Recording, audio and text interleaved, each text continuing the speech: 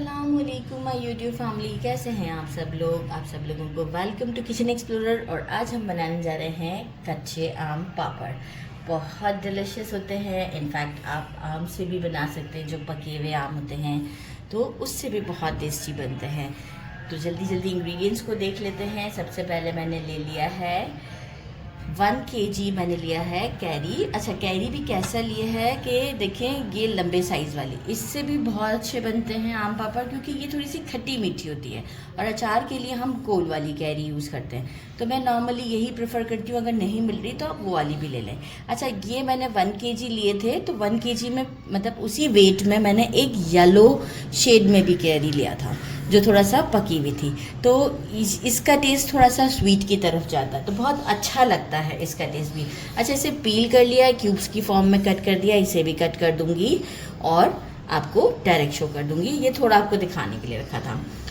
हमें चाहिए measuring 1 cup के करीब sugar, 1 teaspoon regular salt, 1 teaspoon काला नमक, 1 टीस्पून चिली फ्लेक्स और फूड कलर देंगे हम ग्रीन।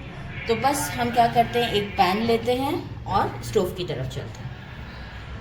मैंने एक पॉट ले लिया है, इसमें सारी कैरियों को डाल दिया है। मेजरिंग 1 कप हम इसमें वाटर ऐड करेंगे। फ्लेम हमारा मीडियम टू स्लो के दरमियान है। हम इसे लिड लगा देते हैं जब तक कि कैरी बिल्कुल सॉफ्ट ना हो जाए, अच्छे से गल जाएगी। बस उसी वक्त हम आपको दिखाएंगे। 10 से 15 मिनट लगे हैं, ये सॉफ्ट हो गई है, पानी सारा ड्राई हो चुका है। इसे ब्लेंड कर लेते हैं अच्छे तरीके से। स्टोव को बंद कर देते हैं। सब पेस्ट कर दिया है और जो है वो, अच्छा, अगर आप प्लास्टिक वाला वो यूज़ कर रहे हैं मिक्सी, तो आप जो है इसको ठंडा करके करिएगा। मैंने जो है वो ये अपना जो हैंड वाले होते हैं वो वाला यूज़ किया है। तो वो मेरे पास स्टेनलेस स्टील का एक स्ट्रेनर ले लेंगे और इसे अच्छे से इसमें छान लेंगे हम, ताकि जो कोई रेशा भी है वो सब भी सीव में रह जाएगा। डायरेक्ट जिस पैन में मुझे बाकी का कुक करना है उसी में मैं इसे छान रही हूँ। शुगर ऐड करते हैं, स्टोव पर ले आए हैं, शुगर ऐड करते हैं। अच्छा, शुगर के साथ ही मैं डाल देती हूँ कुछ ड्रॉप्स फूड कलर के। अभी वो जो 3 स्पाइसेस है वो अभी मैं नहीं डाल रही, पहले वो बाद में। फूड कलर ऐड करते हैं, रिक्वायर्ड होगा। और अच्छा, अब इसे पकाने का ये है कि फ्लेम इस वक्त मेरा मीडियम है, और जैसे ही शुगर डिज़ोल्व हो जाएगा उसके बाद मैं घड़ी देखकर 10 मिनट तक इसे कुक करूँगी। और आपको कंडीशन भी शो करूँगी कि हमें किस मोमेंट पर इसे स्टोव से उतारना है।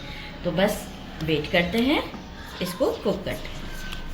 10 मिनट हो चुके हैं मीडियम फ्लेम पर कुक करते हुए। यहाँ मैं आपको दिखाऊँ कि काफ़ी शाइनी सा हो जाएगा। सेकंड ये है कि मैं इस पर देखें, इस तरह से स्पैचुला करूँगी तो थोड़ा जुड़ने में टाइम लगेगा।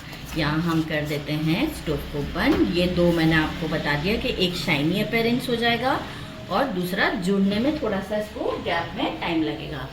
स्टोव को बंद कर दिया है। ये तीनों स्पाइसेस डालते हैं।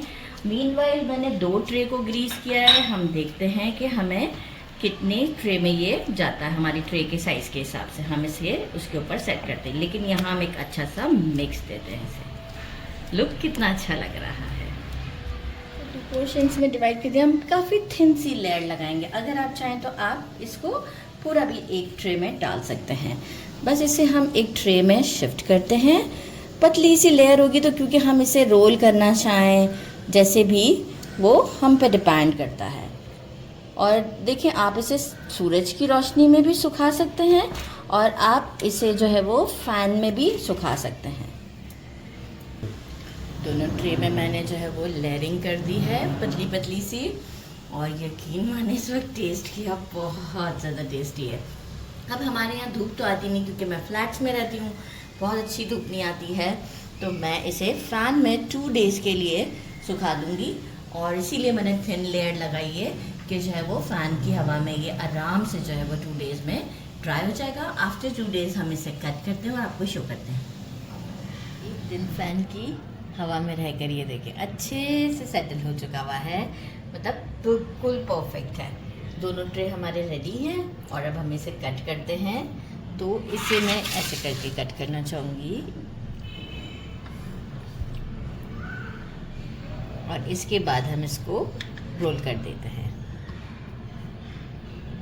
कट हो चुका है। अब साइड से हम इसको ऐसे कर देंगे, यहाँ से हल्का सा, और फिर हम इसको रोल कर देंगे। एक कॉर्नर वाला मैंने ऑलरेडी पहले से ही रोल कर दिया है, और इतना इजी है इसे रोल करना कि मैं आपको क्या बताऊँ। ये देखिए, वंस स्टार्ट हो गया, फिर ये हम मूव करते जाएंगे, इजीली रोल बनता जाएगा। और ये आप देख सकते हैं कितना ज़बरदस्त है। और इसे अब हम एक प्लेट में रखते जाते हैं।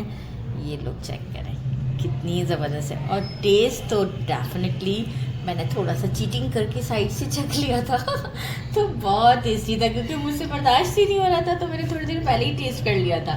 मैं एक प्लेट में सारा सेटल करती हूँ और शो करती हूँ। डिश आउट कर दिए हैं, और ये आप चेक करें कितना खूबसूरत सा लग रहा है। और इसे कट करती हूँ मैं, ऐसे ही आप खा सकते हैं। मैं तो सिर्फ ऐसे ही कट करके अभी खाना चाह रही हूँ, क्योंकि मैं अभी चाय पीऊँगी पहले। तो ये देखिए ज़बरदस्त सा हमारा बिस्मिल्लाहिर्रहमानिर्रहीम।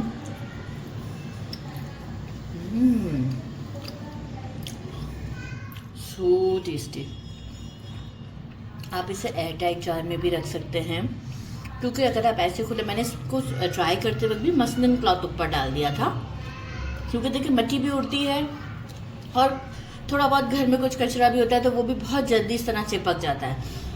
तो इससे बेहतर होता है कि मसलिन क्लॉथ रख दें, तो नीचे क्लीन रहता है। इसे आप एयर टाइट जार में आराम से रख सकते हैं, और जितना ज़्यादा आप बना के रखेंगे उतना ज़्यादा आप इंजॉय करेंगे। मैंने इस बार कम बनाया था, अब दोबारा थोड़ा ज़्यादा बनाऊंगी। तो ज़रूर मेरे चैनल को लाइक और सब्सक्राइब करना नहीं भूलिएगा। अपना ख्याल रखिएगा। अल्लाह हाफ़िज़।